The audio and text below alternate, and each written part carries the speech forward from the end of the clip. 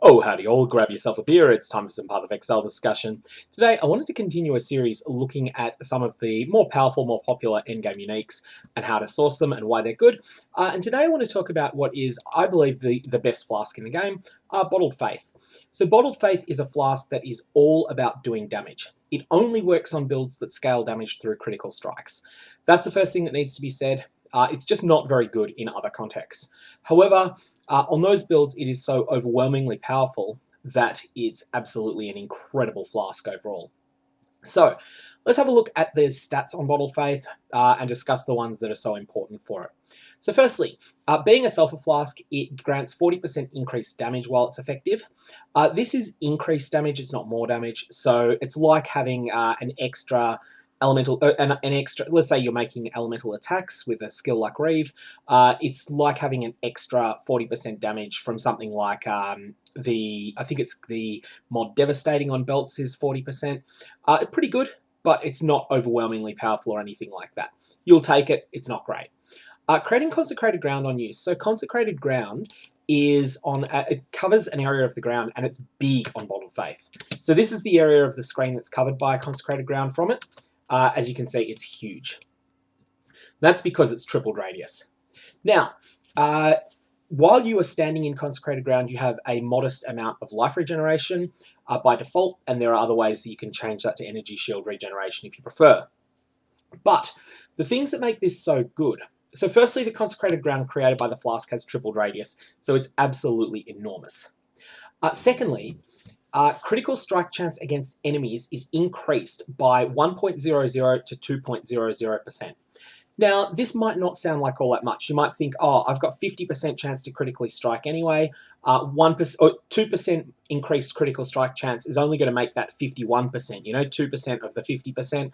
That's not how it works. Nor is it an increase from 50 to 52%. It's much better than this because this is base critical strike chance. So, let's say that you are using a skill like a Divine Ire. Now, Divine Ire is not usually used with crit, but you'll notice that it has a critical strike chance on the gem of 6%. And then all sorts of other effects can grant additional critical strike chance. So if you were wielding a caster wand that had 100% increased critical strike chance, that 100% would scale up that 6%. So you would go from 6% to 12% with one of those wands. Add in 3 power charges, which each grant 40% increased critical strike chance, or is it 50? It's 40 or 50. No, I think it's 50%. So that's 150% more, which is 150% of the 6%, so it's another 9%, and so on and so forth. However, what Bottled Faith does is it raises the 6% to 7.4%. So essentially, it's a really significant multiplier to your critical strike chance. If you are using a gem that has 6% base crit and your Bottled Faith has 1.8 on it, then you're actually getting 30% more critical strike chance from Bottled Faith, and that's incredibly, incredibly strong. Additionally, this allows you to critically strike with skills that have a base critical strike chance of 0, such as various Herald skills. So the damage that's caused by Herald of Ice when you shatter an enemy, that can now crit, and particularly important with Herald of Ice, that can then inflict freeze on other nearby enemies, causing a chain reaction that proliferates through a pack of enemies, slaughtering them all. And that's really what you want. Anything that automates the process of killing enemies is really strong, and Bottled Faith granting that base crit helps a lot with that. Finally, Consecrated Ground created during effect applies 7 to 10% increased damage taken to enemies. This is the most important role. And what this means is that if an enemy is inside your Consecrated Ground and that Consecrated Ground was created while Bottled Faith was effective, that enemy is going to take 10% increased damage. You want this roll to be 10%, so even though it can be 7, 8, 9, or 10, generally you're going to want to divine this flask until you've got at least 10% there. Oh, sorry, till you've got a perfect 10%. So what this is going to do is it's essentially the equivalent of inflicting a 10% stacking shock on all enemies that are inside your Consecrated Ground. This counts Consecrated Ground created by Bottled Faith itself. It also counts Consecrated Ground that your character creates in other ways, which Inquisitors can do particularly well, but this flask is still good even if you're not an Inquisitor and you have no other ways of generating Consecrated Ground. Ultimately, this is just a flat-up power item. It's a multiplier for the damage that your character can deal, and it's a very, very, very good one, granting you essentially 30% more critical strike chance on a lot of builds, which can be the difference between 70% critical strikes and 91%, or between 80% and actually being critical strike capped. Additionally, it's a 1.1 times damage multiplier to enemies, and it also provides you some life regeneration on top of that as a bonus. So yeah, Bottled Faith is an incredible item. Now let's talk about how you go about getting it. So this was added in the Synthesis League, and it is a drop that is exclusive to the boss of the Cortex. The Cortex is a very rare drop of a map that can drop when you kill a map boss in a high tier map. Now, if you're someone that's managed to complete the Uncharted Realms area, you'll have access to the node Neural Pathways. This grants a 0.5% chance for a Synthesis map to drop when you kill a unique boss of a map, tier 11 and higher. And I believe that this can be a Cortex. Additionally, this stacks with the base chance of getting these maps. I've had a total of 4 Cortexes drop in the Ritual League, so they are pretty rare. High Templar Venarius is the boss of the Cortex, and he is absolutely no pushover.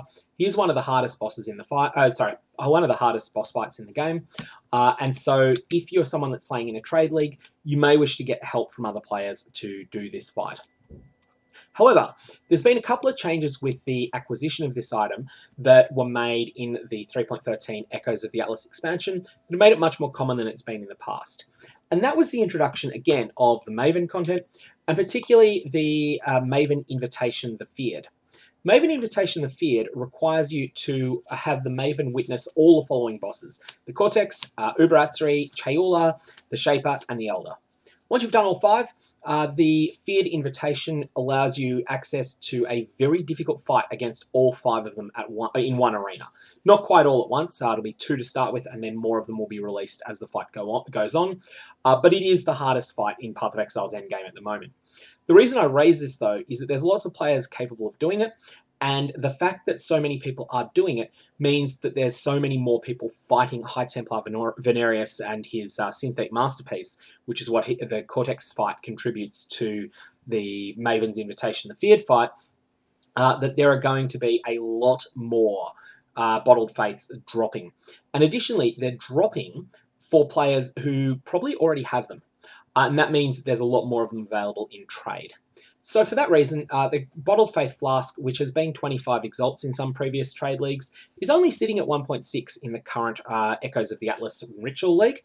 And while it will be more expensive than that early in the next league, it will still be much more accessible than it's been in the past. Lastly, there's a divination card that drops very rarely from Baran the Crusader, which will grant you a Bottled Faith Flask if you can compile a set. I think it's 4 of them, but this is not something that's at all an option in solo self-found because you can't really target farm Baran. And in a trade league, I think you should just treat these as a little bit of a currency injection when you get lucky and get one. It's not really viable to farm 4 of this divination card yourself because it is a very rare drop. Ultimately, though, the only way that you're going to be able to target this is by running the Cortex map, and the Cortex map is expensive. Ultimately, in trade leagues, the easiest way to get your hands on this flask is to trade for it.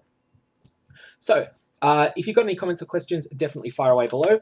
The last thing I do want to say before finishing up this video is that there are 3 stats that vary on this item. There's the increased duration, increased critical strike chance, and the increased damage mod. The increased damage mod is the most important.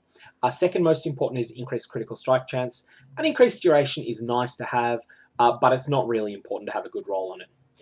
Depending upon the number of Divine Orbs you can source, you may wish to try to roll a really good Bottled Faith. And my general advice is that if you've got worse than 1.5% critical strike chance, or you don't have a perfect 10% for the last mod, then you may wish to Divine over it.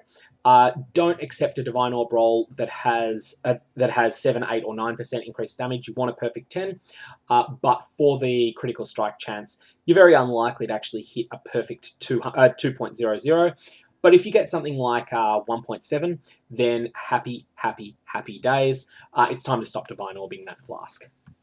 Anyways, comments and questions below. Otherwise, going to leave it there. I hope you have a good one.